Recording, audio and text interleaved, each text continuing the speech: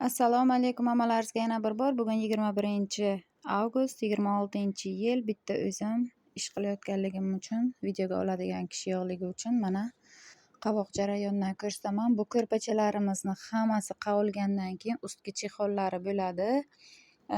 Ana bu delfin rang satinimizdan zamoklik qilib, polni hammasiga ko'rpachalarimizga chexol qilaman. Bular ichkisi mana. Bemalol ko'rishlaringiz mumkin. Qovoqlarni mana tikilish jarayonidan video tashlanglar deganlaringiz uchun mana video qilib tashlayapman. Qo'limda uymoq bilan mana ignam.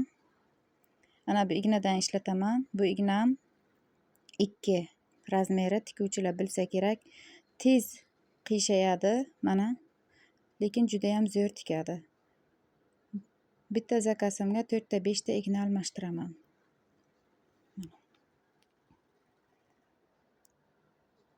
Kimga shunaqa ma'lumotlar kerak bo'lsa,